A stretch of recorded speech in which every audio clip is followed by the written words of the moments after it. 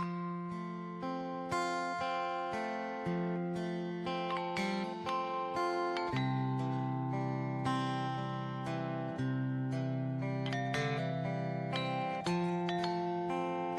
Swastiastu, sedulur sedharma, kita berjumpa kembali di acara Bincang Dharma bersama saya Nimadi Cahyani di acara channel YouTube BPH Provinsi Jawa Tengah dengan Ketua Bapak Putu Adi Sutrisna SH.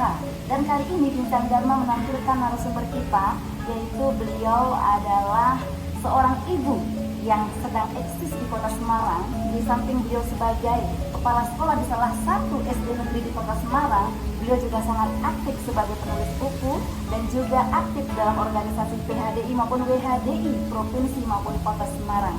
Beliau adalah Ibu Rustanti Ningsih, SPD, MPD.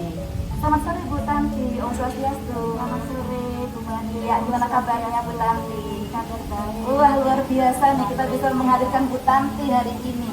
Sedulur sedharma, Bu Tanti adalah seorang ibu yang luar biasa. Yang waktunya luar biasa itu untuk mengurusi rumah tangga, kemudian juga eksis di dunia pendidikan, lah luar biasa sekali sebagai seorang ibu.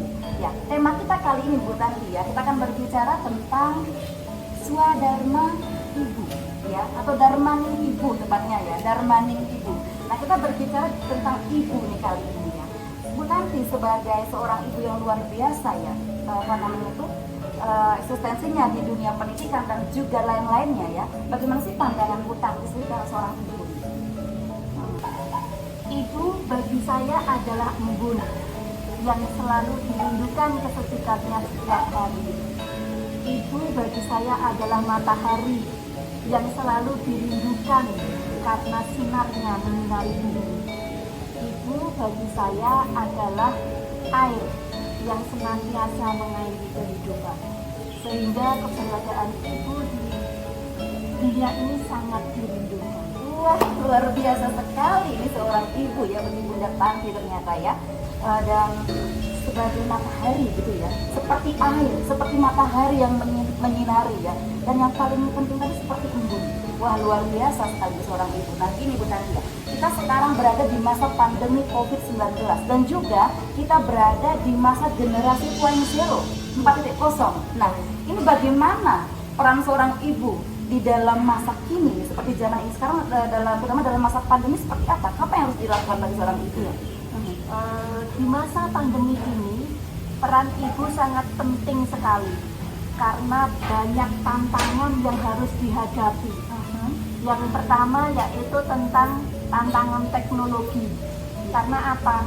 Anak-anak saat ini belajar jarak jauh, mau tidak mau menggunakan HP, menggunakan gadget, sehingga ibu juga harus bisa menguasai teknologi itu. Karena nantinya ibu akan mendampingi anak dalam pembelajarannya. Kemudian yang kedua, karena masa pandemi ini komunikasi anak di keluarga sangat berkurang. Apalagi dengan adanya protokol kesehatan harus jaga jarak, sehingga anak pun juga asik dengan main HP-nya, komunikasi dengan keluarga akan menjadi berkurang. Nah, ini peran ibu nanti bagaimana menjalin komunikasi dalam keluarga itu supaya tetap ada kedekatan anak dengan orang tua, terutama dengan ibu. Kemudian yang ketiga yaitu bagaimana perubahan pola perilaku di masa pandemi itu, tentang bagaimana anak harus mencuci tangan menggunakan sabun, memakai masker, menjaga jarak, dan ini merupakan PR juga bagi ibu. Ya, bagaimana seorang ibu itu bisa memberikan edukasi pada anak-anaknya supaya anak-anaknya, keluarganya senantiasa bisa menjalankan protokol kesehatan itu, karena ini perilaku yang baru yang harus selalu dijalankan setiap hari supaya itu menjadi kebiasaan yang nantinya bisa bekal bagi anak-anak. Maka ibulah yang utama untuk memberikan pendidikan dan berpesan pada anak selalu melakukan terutama 3M, memakai masker, mencuci tangan, dan menjaga jarak. Luar biasa, yaitu peran ibu ya di masa pandemi ini. Pandemi. Oke, di masa generasi 4.0 juga seperti ini. Iya. Karena kalau di masa generasi 4.0 seorang anak atau generasi yang akan datang itu kan harus menguasai teknologi ya, menguasai teknologi, tetapi penguasaan teknologi ini harus benar begitu. Iya, harus benar ya. Iya, harus melenceng ini ya. Iya, harus benar, tidak disalahgunakan ya, karena teknologi perkembangannya begitu cepat. Kemudian jangan sampai terjadi karena anak setiap hari menggunakan HP, menggunakan laptop dan sebagainya untuk belajar, untuk komunikasi, malah yang terjadi misalnya membuka situs yang tidak benar atau menggunakan berita-berita yang hoax gitu ya, yang ini juga akan terutama merusak perilaku mereka. Betul sekali ya. Inilah peran seorang ibu, bagaimana untuk menyiapkan generasi 4.0 ini supaya anak-anak kita bisa bersaing, tetapi bersaing yang sehat. Iya, bersaing yang sehat ya. Iya, dan bisa menguasai, kemudian bisa bersaing di era global ini. Era global ini yang benar-benar harus membutuhkan energi yang lumayan ya bagi seorang ibu ya. Iya. Dan ini mungkin merupakan tantangan terberat. Iya. Tantangan terberat ya. Ini tantangan yang terberat bagi seorang Bunda Tanti yang dirasakan ketika mengelola hal ini di masa pandemi seperti apa? Kalau mungkin tidak saya sendiri ya, Iya. terutama ibu-ibu, Semuanya ibu ibu ya, semuanya yang ibu ya. sekarang anak-anak itu harus belajar di masa pandemi, belajar jarak jauh, mereka belajarnya dari rumah, kemudian bapak ibu gurunya hanya bisa memantau lewat jarak jauh, mungkin lewat Zoom meeting, lewat WA, lewat Google Meet dan sebagainya, tetapi untuk pendampingan secara intensif ke anak-anak itu kan kurang. Iya, kurang sekali ya. Maka disinilah peran ibu itu yang utama untuk mendampingi anak-anaknya, mendampingi dalam belajar, mendampingi mereka dalam melakukan keterampilan-keterampilan seperti soft skill, life skill itu ya yang harus dikuasai anak ya, sehingga anak itu tidak hanya cerdas intelektualnya tetapi juga cerdas emosionalnya, cerdas sosialnya, kemudian perilakunya, karakternya mereka itu menunjukkan anak-anak yang berkarakter baik. Dan ini adalah PR yang sangat berat bagi seorang ibu untuk menyiapkan anak-anak tersebut. PR yang sangat berat ya. Tugas ibu ini sangat berat ya Bu Tanti ya. Iya. Luar biasa ya. Saya sering mendengar ini. Tugas seorang ibu ya, dharma seorang ibu itu sangat berat. Bahkan dikatakan lebih berat dari bumi. Iya. Bagaimana maknanya itu sebenarnya? Benar Bu Made. Jadi di dalam Sara Samucaya ya, itu dikatakan bahwa tanggung jawab ibu, kewajiban ibu itu lebih berat daripada bumi. Iya. Maka kita harus menghormati seorang ibu itu dengan sungguh-sungguh. Ya. Kenapa?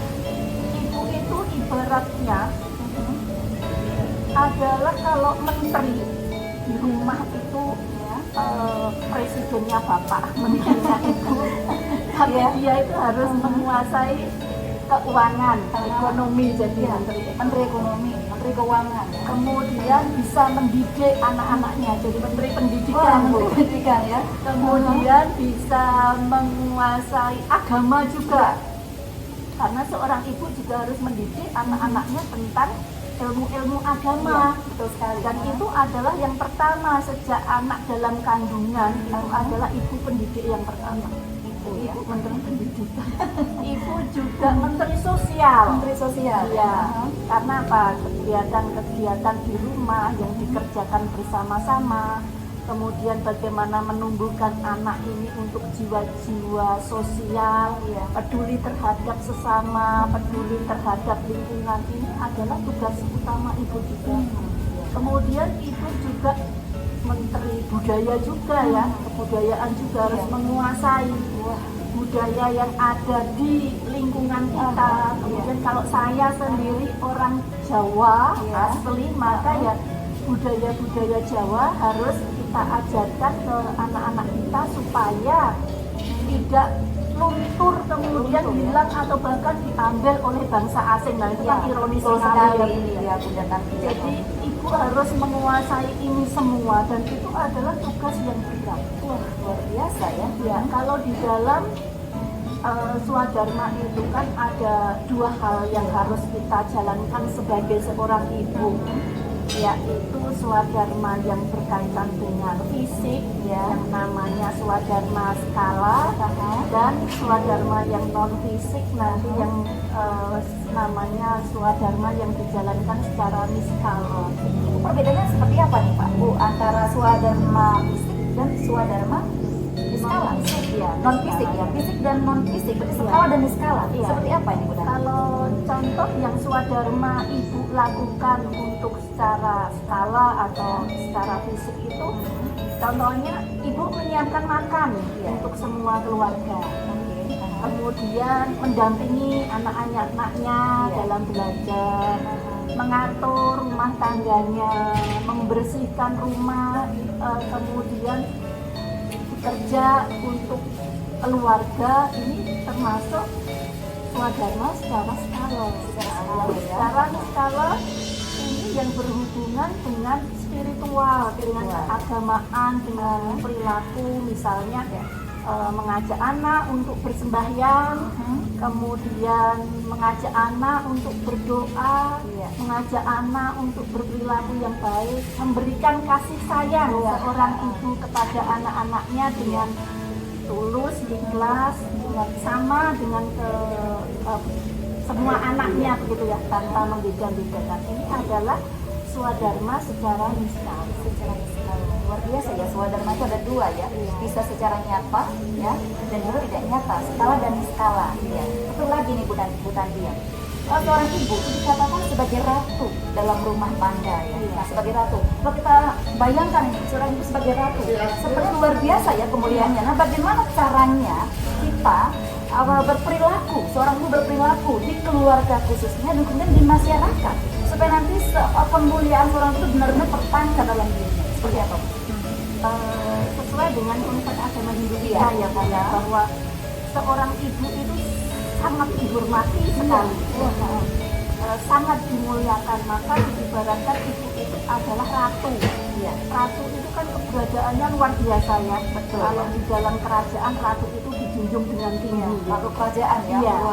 Nah kita sebagai seorang ibu, sebagai seorang ibu yang dinyatakan sebagai seorang ratu, ya paling tidak harus bisa menjaga sikap dan perilaku kita untuk senantiasa berperilaku yang positif, berkarakter yang baik, menjadi teladan untuk anak-anak kita untuk anak-anak kita, untuk keluarga kita, menjadi pendamping yang baik untuk suami, menjadi pembimbing yang baik untuk putra-putrinya. Dan kalau sudah menjadi teladan di dalam keluarga itu, secara otomatis nanti di dalam lingkungan masyarakat, paling tidak tetangga-tetangga kita itu sudah akan melihat, keluarga ini Bu A itu ya perilakunya baik, bisa kita contoh. Ini secara tidak sadar apa yang kita lakukan di dalam keluarga kita itu akan menjadi teladan atau contoh di masyarakat umum. Dan apabila ini bisa kita lakukan di dalam keluarga, kemudian berimbas kepada masyarakat dan itulah yang nanti akan menjadi dalam lingkup besar negara yang kuat, di mana wanitanya, ibu-ibunya itu mempunyai karakter yang baik, yang positif, yang bisa diteladani, yang bisa membimbing keluarganya, membimbing anak-anaknya untuk menjadi yang lebih baik dan menyiapkan generasi-generasi penerusnya menjadi yang lebih baik. Wah, luar biasa sekali ya. Sebenarnya saya ingin lagi nih berbincang-bincang dengan Bunda Tanti tentang swadharma ibu ya, tentang dharma itu seperti apa sebenarnya. Karena waktu mungkin lain kali kita akan sambung lagi nih Bunda Tanti ya. Iya. Baik, mungkin satu lagi nih pesan Bunda Tanti kepada semua ibu-ibu yang ada di seluruh Nusantara, khususnya lagi semua ibu-ibu mungkin yang tergabung dalam Wanita Hindu Dharma Indonesia. Dan kita kan tahu tanggal 12 Februari adalah ulang tahun dari WHDI kan. Mungkin bagaimana pesan Bunda Tanti selaku seorang ibu kepada ibu-ibu di seluruh Nusantara, khususnya lagi di Jawa Tengah Ibu. Ya, saya ucapkan selamat ulang tahun ke-33 untuk WHDI, terutama WHDI di Provinsi Jawa Tengah dan di Kota Semarang. Semoga selalu berjaya dan mungkin sedikit pesan ya Ibu untuk ibu-ibu, terutama kita sebagai anggota masyarakat, anggota khususnya WHDI di Kota Semarang maupun Provinsi Jawa Tengah, kita sebagai ibu sangat dimuliakan. Oleh karena itu kita harus senantiasa berperilaku yang positif, berperilaku yang sesuai dengan dharma. Namun demikian jangan lupa bahwa kita juga mempunyai kodrat sebagai seorang wanita, di mana kita harus melahirkan seorang anak, membesarkan, mendidik, membimbing, dan mengantarkan mereka sampai ke jenjang pernikahan. Oleh karena itu, kita harus senantiasa menjadi seorang ibu yang menjalankan dharma dengan baik. Demikian Tanti ya, luar biasa sekali. Terima kasih ya Bunda Tanti sudah hadir di Bincang Dharma, memberikan motivasi yang luar biasa sekali kepada kita semuanya, terutama bagi ibu-ibu yang ada di seluruh Nusantara, khususnya lagi di Jawa Tengah ya. Mungkin dari kita sambung lagi Bu Tanti ya.